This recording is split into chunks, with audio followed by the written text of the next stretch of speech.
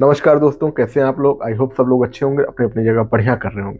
दोस्तों आजकल मैं देख रहा हूँ कोई भी नाचने वाला हो, गाने वाला हो, कोई भी एक्टर हो, चुनाव में खड़े हो जाते हैं और बड़ी आसानी से जीत भी जाते हैं। जिताने वाले कौन होते हैं? हम और आप ही लोग होते हैं।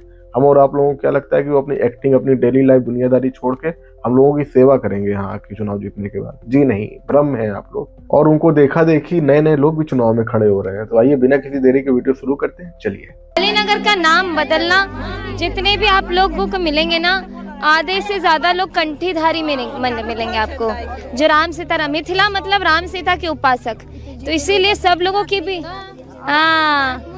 तो ज्यादा से ज्यादा लोग के जो आत्म जुड़ाव है सीता जी से, कि हम सीता जी की बहन छी, बेटी छी, तो यही ख्याल है कि सीता नगर हो जाएगा। दोस्तों ये जो शख्सियत देख रहे हो ना आप, इनका नाम है मैथिली ठाकुर। 2025 जुलाई में ही इनकी उम्र 25 साल की हुई थी। और जैसे कि भारतीय संविधान के नियम के अनुसार 25 साल की उम्र बहुत ही आवश्यक है अगर आपको चुनाव लड़ना है। तो अब इनकी उम्र जुलाई में 25 साल की हो गई थी, तो इन्होंने सोचा कि चुनाव लड़ा जाए। बहुत हो गया गाना बजाना, अब चुनाव लड़ा जाए। हमारे भारत में बहुत अच्छी अच्छी पार्टियां भी हैं जो ऐसे ऐसे लोगों को प्रोत्साहित करती हैं कि आप आइए चुनाव लड़िए। तो ये चुनाव लड़ रही थी। अब इनको वहाँ कोई मुद्दा नहीं मिल रहा था, तो इन्होंने नाम बदलने की बात कर दी। वहाँ पे विकास की बातें तो इनको पता भी नहीं होंगी कि विकास होता भी क्या है। क्योंकि भाई पढ़ाई लिखाई करोगे ना, तब तुम्हारे अंदर विकास की बातें आएंगी कि नहीं, क्या होता है डेवलपमेंट, क्या होती है इकोनॉमी, क्या होती है हिस्ट्री, क्या होती है ज्योग्राफी, कैसे आप लोगों को सहायता कर पाओगी, कैसे लोगों का दुख सुख बांट पाओगी। इनको कुछ नहीं पता था। इनको बस एक चीज दे दी गई कि आप वहाँ जाइए, अलीनगर नाम है उस शहर का, गाँव का, जो भी आप चुनाव लड़ रही हैं, वहाँ आप कुछ नहीं करेंगे, आप नाम बदलने का दावा करिए, बाकी हम लोग देख लेंगे। ऐसी ऐसी तो राजनीति हो रही है कि नाम बदलने से ही विकास हो जाएगा। वहाँ लोग बता भी रही हैं उनको कि नहीं यार देखो, यहाँ सीता जी की सब बहनी बिटियां हैं, तो उनके लिए ये सब करना अच्छी बात होगी। अरे अच्छी बात तब होगी जब उनके लिए स्कूल अस्पताल खुल जाएंगे। ये अच्छा नहीं होगा कि वहाँ पर नाम बदल दोगे तो बहुत कुछ अच्छा हो जाएगा। और लोग उनको प्रोत्साहित भी कर रहे हैं कि बिटिया बड़ा अच्छा काम कर रही है, नाम बदल जाएगा, बहुत अच्छा हो जाएगा। अरे नाम से रोटी दाल आ जाएगी आपके घर में? आप ये बताइए भाई, अगर नाम बदलने से आपके घर में रोटी, राशन, आपके बच्चे को नौकरी, दुनियादारी मिल जाए तो सबका नाम बदल दो यार। एक तरफ से नाम बदल दो भाई, मुझे कोई दिक्कत नहीं है, कोई परहेज नहीं है किसी को कि अगर नाम बदलने से विकास बहुत तेजी से हो रहा है तो नाम बदलो यार। पर विकास के नाम पे कुछ भी नहीं हो रहा है। नाम बदलने से, नाम बदलने से किसी को कोई फर्क नहीं पड़ता है। नाम बदल जाता है, फिर लोग अपने काम में लग जाते हैं, उनको कोई मतलब नहीं है दुनियादारी से। ये सब धर्म की राजनीति कर दो बंद, ठीक है। विकास के नाम पे वोट दो और लो। दोस्तों कई इंटरव्यू में तो इनसे ये पूछा गया है कि आप विकास कैसे करेंगे, तो उसके बारे में इन्होंने नई अनोखी बात बताई है, उसको भी सुन लीजिए आप लोग। 5 साल दीजिए ना, आगे देखिए क्या होता है। 5 साल बाद मुझसे सवाल पूछेगा, क्या ब्लूप्रिंट है? का जवाब दूंगी मैं। ब्लूप्रिंट क्या है? ब्लूप्रिंट में आपको कैमरे पे अभी कैसे बताऊं, ये तो बहुत ही निजी चीज है। दोस्तों देख रहे हो, बढ़िया मतलब ब्लूप्रिंट तैयार है, पर ब्लूप्रिंट बताने में शर्म आ रही है क्योंकि पता ही नहीं होता होगा ना कि ब्लूप्रिंट होता क्या है। दुनियादारी में जितनी समझ बन पाई 25 साल में, तो उतनी समझ बन पाई होगी। और खैर पार्टी की निजी चीज भी होती है, ब्लूप्रिंट कैसे बता देंगी? बता देंगी तो सामने वाली पार्टी कॉपी करके नहीं बता देगी कि यार हम भी ऐसा ब्लूप्रिंट बना लेते हैं और हम भी चुनाव जीत जाएंगे। तो ब्लूप्रिंट बताना भी नहीं चाहिए, वाकई में बहुत निजी चीज होती है, बताना भी नहीं चाहिए। सही किया मैथिली जी ने। पर 5 साल बाद क्यों पूछना है? 5 साल के पहले पूछना पड़ेगा ना उसको। तो भाई 5 साल बाद तो आप फिर चुनाव में खड़ी हो जाओगे कि नहीं यार ये मुद्दे पूरे नहीं हो पाए तो मैं फिर से चुनाव लड़ रही हूँ। भाई पहले बताओ ना आप किन मुद्दों में लड़ रहे हो। बिहार जैसे स्टेट में आप ये नहीं बता पा रहे हो कि आप विकास कैसे करोगे, तो धिक्कार है यार आप पे। मतलब इतना पिछड़ा स्टेट है, वहां पे इतनी गरीबी, इतनी भुखमरी है, इतना क्राइम फैला हुआ है, अगर आप वहां पे कुछ दावे नहीं ठोक पा रहे हो तो आपके ऊपर धिक्कार है मैथिली जी। वहां पे इतनी चीजें आपको करनी है, आप टहलिए 2-4 दिन में ही आपका बिल्कुल तैयार हो जाएगा चिट्ठा कि नहीं क्या क्या करना है, कैसे करना है। अच्छा खासा वहाँ इतने यूपीएससी वाले लोग होते हैं, अगर वही चुनाव लड़ लें तो फिर तो बिहार का बंटाधार हो जाएगा। इतना बिहार आगे हो जाएगा पूछिए मत। पर चुनाव लड़ कौन रहे हैं?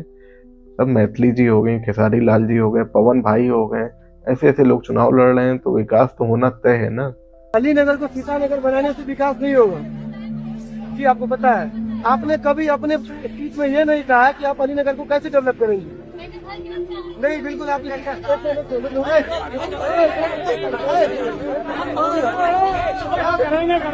दोस्तों इस वीडियो में आप देख रहे होंगे कि कैसे एक पत्रकार पूछ रहा है, पोलाइटली पूछ रहा है कि आप अली नगर का विकास कैसे करेंगे। आपने किसी वीडियो में नहीं बताया, इंटरव्यू में नहीं बताया, तो बता रही कि बताया है। दिक्कत उससे नहीं है कि वो बता क्या रही है, दिक्कत इससे भी नहीं कि पत्रकार पूछ क्या रहा है, और जो बगल में हो हल्ला मच रहा है ना, जैसे उसने पूछा है कि अली नगर का विकास आप कैसे करोगे, तो वहां पे जो पास में लोग हो हल्ला काट रहे हैं कि कैसे पूछ लिया, क्यों पूछ लिया, क्या करना है तुम्हें पूछ के। यार भाई साहब कर क्या रहे हो तुम लोग, अपने पैर में ही कुल्हाड़ी मार रहे हो, उसके बारे में थोड़ी मारो। पत्रकार है, आज यहाँ है कल वहाँ है, उसका तो खाना पीना चल रहा है। तुम लोग क्या कर रहे हो अपने साथ हैं? कम से कम उसको पूछ रहा था, वो पूछने तो विकास कैसे होगा अली नगर का। विकास के लिए ही तो वोट दे रहे होगे ना किसी को, कि ऐसे ही वोट दे रहे होगे कि कोई फलानी पार्टी से तो उसको वोट देना तय, हमें नहीं पता है कौन आएगा कौन नहीं आएगा, हमको ये भी नहीं पता है कि वो काम करेगा नहीं करेगा, बिल्कुल नहीं पता है, पर वोट दे देना है, उसी को वोट देना। और जो उसके खिलाफ खड़ा होगा उसकी माँ बहन कर दी जाएगी, गिरा के मारा जाएगा, कोई मतलब नहीं है कौन है ना। इस तरह तो हो गया सब। भारत बढ़ेगा भी, भारत पढ़ेगा भी, भारत कहाँ जाके गिरेगा ये नहीं पता चल पा रहा है बस। गोरखपुर की सड़कें, गोरखपुर में पानी में क्रूज, गोरखपुर में GIDA industrial area, AIIMS, fertiliser, और गोरखपुर की तुलना इस वक्त स्पेन से की जा रही है। सही कह रहे हो रवि किशन जी, आप अगर गोरखपुर की तुलना स्पेन से की जा रही है तो बहुत बढ़िया बात है ना। सब परिवार वहीं रहिए ना गोरखपुर में, क्यों इधर उधर घूमते रहते हैं। मुंबई दिल्ली में फ्लैट लिया है, घर लिया है, फैमिली वहाँ है, बच्चे वहीं पढ़ रहे हैं। गोरखपुर में पढ़ाई है ना। स्पेन में स्कूल नहीं है क्या अच्छे, या स्पेन में घर अच्छे नहीं मिल रहे हैं, हॉस्पिटलिटी की सुविधा अच्छी नहीं मिल रही है, सब कुछ इतना अच्छा है तो वहीं रखिए ना चीज़ों को, क्यों ऐसे बाहर भागते रहते हैं। चुनाव के टाइम पे वहाँ प्रकट हो जाएंगे बस, कोई नेता वेता आ रहा होगा तो उसकी आओगे तुम लग जाएंगे। ये मत करिए। आप एक अच्छे नेता हैं, अच्छे एक्टर हैं, आपकी एक्टिंग का तो कोई जवाब है ही नहीं, वाकई में नहीं है। खैर उसमें कोई मजाक वाली बात नहीं है, कोई सरकारी नहीं है, वाकई में आपकी एक्टिंग बहुत अच्छी है, पर एक्टिंग ही करिए ना। किसी अच्छे नेता को, पढ़े लिखे नेता को वहां पे आने का मौका दीजिए, तो अपना काम आम देखे। आप लोग आ जाते हो, आना है नहीं, 2-4 साल में 2-4 बार आप आ गए, आपके जनता जो भी नेता वेता होते हैं उन्होंने बढ़िया भीड़ इकट्ठी कर दी, बढ़िया वाहवाही हो गई और आप आके चले गए। यही सब चल रहा होता है, उसका कोई फायदा नहीं है ना। वो जो क्षेत्र से आप चुनाव लड़ रहे थे, चुनाव जीते, वो क्षेत्र वहीं का वहीं रुक जाता है, वहाँ पे कोई विकास नहीं हो पाता है। आपको पता भी नहीं होता है कि वहाँ क्या काम कराना है, क्या काम नहीं कराना है। आपके 2-4 चेले होते हैं जो आपको बता देते हैं कि भैया वो रोड बनवाना है, यहाँ पे वो काम है, फलानी जगह ये काम है, उनका बढ़िया मोटा कमीशन होता है उस काम पे, आप वो काम करा देते हो, फुर्सत पा जाते हो, आपको लगता है कि मैं तो अपने क्षेत्र में बहुत विकास कर रहा हूँ। ग्राउंड रियलिटी में जाके देखिए, वहाँ पे कुछ नहीं हुआ होगा। आजकल 100% में 70-80% लोग तो कमीशन खा जाते हैं, 20% में काम हो रहा होता है, तो 20% में किस तरह का काम होगा ये आप ही समझिए ना। हम और आप जैसे लोग तो इनको वोट देके फ्री हो गए कि नहीं यार बहुत अच्छा एक्टर है, उसको वोट दे देते हैं। जंगल राज, जंगल राज, तो उनका जंगल राज बहुत स्पेसिफिक है। वो कहते हैं कि वो जंगल राज ऐसा था जिसमें कानून था ही नहीं। बच्चे किडनैप किए जाते थे, बड़े बड़े व्यापारी किडनैप होते थे, फिरौती का गैंग चल रहा था, रंगदारी वसूली जाती थी। आप शाम 3 बजे कोई अगर शख्स बाजार जाता है, मान लीजिए कि इस इलाके से छपरा बाजार जाता है, अगर उसे लौटना है शाम में 5-6 के बाद, तो घर में ऐसा माहौल होता था कि प्रभु बस उन्हें घर वापस लौटा दो। क्या ऐसा माहौल था? आपने कभी ऐसा देखा था? नहीं, मैं शायद मेरी उम्र ज्यादा नहीं हुई। हाँ, कुछ चीजें थी उस समय, नो डाउट, बिल्कुल मैं इस बात को एग्री करता हूँ। बट उस समय सिर्फ अपहरण होते थे, इस समय हॉस्पिटल में घुस के गोली मार दी जाती है। उसमें तो फिरौती देकर आदमी बच जाता था, लेकिन इसमें बचता नहीं है, डायरेक्ट मार दिया जाता है। अरे लाल भैया सही कह रहे हो यार, आप इतने बड़े एक्टर हो, गलत तो कह नहीं सकते हो, क्योंकि जनता की नजर में तो आप हीरो हैं, और हीरो कभी गलत होता ही नहीं है, चाहे जैसे हीरो हो ना। तो बात तो आप सही कह रहे हो कि आज अस्पताल में गोली घुस के मार दी जा रही है, पर तब भी फिरौती लेके छोड़ देता था आदमी। ये बहुत अच्छी बात कही है आपने कि फिरौती लेके कम से कम छोड़ तो देता था। आपने दी है फिरौती किसी को? छोड़ दिया गया है वो है?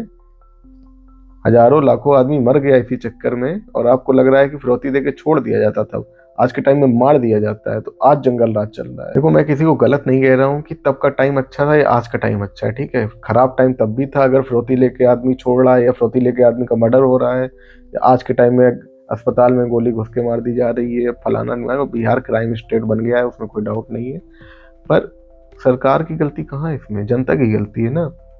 जनता ऐसे लोगों को चुन रही है, और खैर खड़े भी अच्छे लोग होते हैं, तो जनता के पास ऑप्शन भी कहाँ है। और जनता एक पार्टी को लेके चल देती है कि नहीं हमको इसी पार्टी को जिताना है, हमें कोई मतलब नहीं है, ये हमारी जात का है, ये हमारे फलाने का है, हमको इसी को जिताना है। इस तरह से हम लोग अपना नेता चूज करते हैं। कितनी अच्छी बात है ना। पढ़ाई लिखाई से कोई मतलब नहीं है कि कोई 10th फेल है, कोई 5th फेल है, किसी के ऊपर 10-12 मुकदमे हैं, किसी ने कुछ रेप कर रखा है, कोई मतलब नहीं है। फलानी पार्टी से खड़ा है, हमको उसी को वोट देना है, कोई मतलब नहीं है हमें। मेरी बीवी मेरे साथ मार्केट में जाएगी तो क्या उसको मार्केट में चुम्मा लूंगा कि बहन की तरह ही सुरक्षा करूंगा। मैं जगह की बातें बोला कि अगर बीवी बिस्तर पे आती है तो बीवी होती है, लेकिन वो मार्केट में साथ जाती है तो बहन के रूप होती है। यार खेसारी लाल भैया, या तो आपने ज्यादा पढ़ लिया या हम झांटू रह गए, दोनों में से एक ही चीज हो गई होगी। क्योंकि भाई साहब केवल बिस्तर में वो बीवी है, बाकी जगह आपकी बहन बन जाती है। तो बिस्तर में तो जो लेटेगा वो आपकी बीवी बन जाएगा, उससे तो कोई मतलब ही नहीं ना। मतलब तो बिस्तर से है ना आपका। मतलब गांजा वांजा फूक के बोल देते हो क्या कुछ भी है? कुछ भी बोले जा रहे हो। बिग बॉस में भी गए थे, वहां भी कुछ भी बोले जा रहे थे। पता नहीं तुम चुनाव में कैसे खड़े हो रहे हो। और जनता वोट भी देगी, आप जीतोगे भी, मुझे भी पता है, उसमें कोई दिक्कत नहीं है। क्योंकि जनता इतनी अच्छी, इतनी प्यारी जनता है हमारी, उसको मतलब ही नहीं है। वो 200 लीटर दूध से आपको नहला रही है। खेसारी भैया को दूध से नहला दिए कि उनके सारे पाप धुल गए, उनको कोई मतलब नहीं है अब जनता को। जनता के लिए अब खेसारी भैया शुद्ध एक आत्मा है जो बिल्कुल हमारे देश को आगे ले जाएंगे, है ना भैया। अपनी बीवी को बहन बता दो, बहन को बीवी बता दो, ये सब बढ़िया बातें हैं। हम लोग पासवान है तो पासवाने के न चुनेंगे, ऐसा भी है। हाँ ऐसा भी है। जात के न चुनेंगे। क्यों? दोस्तों ये केवल इस महिला की मानसिकता नहीं है, ये 80% 90% लोगों की मानसिकता है इंडिया में कि अगर हमारे जात का कोई खड़ा है तो हमको वोट उसी को देना है और किसी को भी नहीं देना है, समझे।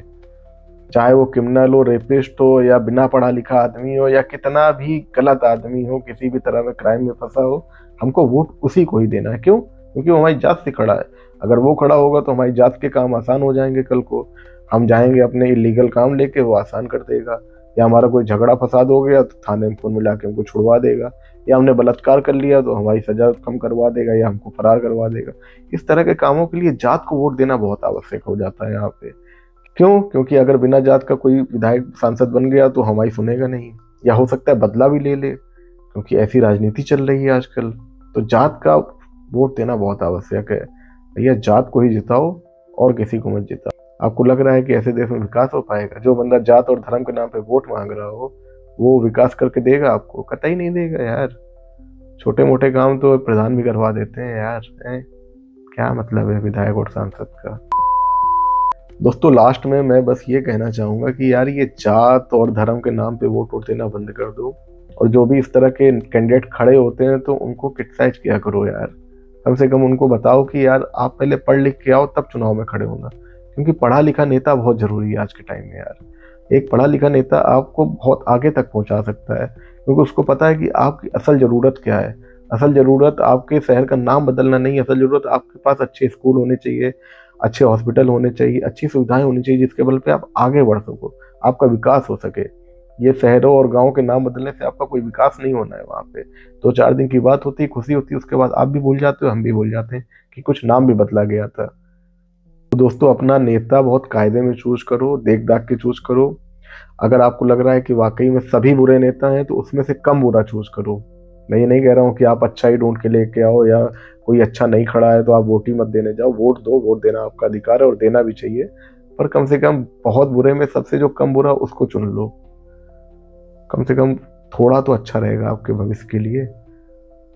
जो एक पढ़ा लिखा नेता उसको चूज करिए, बढ़िया रहेगा आपके लिए, ठीक है। और आज का वीडियो यहीं तक था। अगर वीडियो अच्छा लगा हो तो यार वीडियो को लाइक कर दीजिएगा और चैनल को सब्सक्राइब करना मत भूलिएगा। मिलते हैं अगले वीडियो में, तब तक के लिए धन्यवाद।